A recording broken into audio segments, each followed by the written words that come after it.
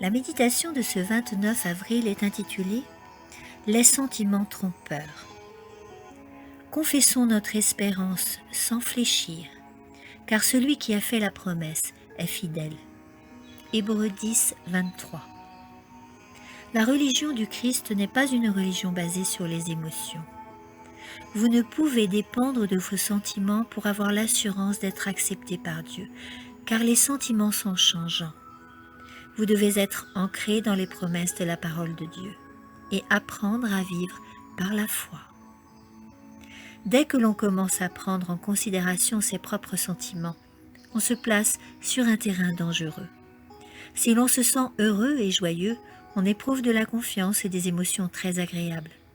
Mais des changements surviennent. Certains événements font naître des sentiments de tristesse et de dépression. Alors, l'esprit commence, naturellement, à douter, et l'on se demande si le Seigneur est présent ou ne l'est pas.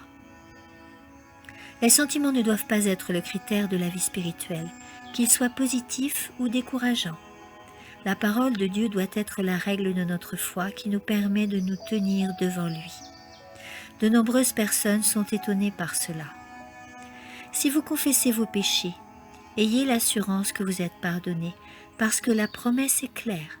Si nous confessons nos péchés, il est fidèle et juste pour nous pardonner nos péchés et nous purifier de toute injustice.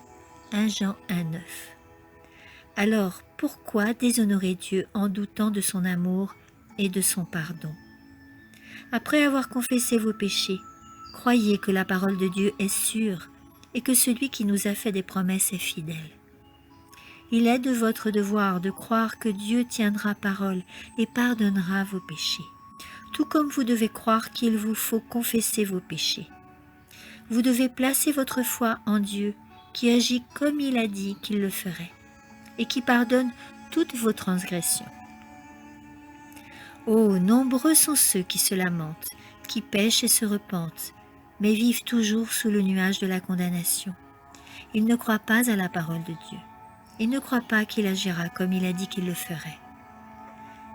Vous peinez le Christ en doutant, alors qu'il vous a montré tant de signes de son amour en donnant sa propre vie pour vous sauver, afin que vous ne périssiez pas, mais que vous ayez la vie éternelle. Faites confiance à Dieu. Vous devez former votre âme de façon à ce qu'elle s'appuie spontanément sur la parole de Dieu. Amen.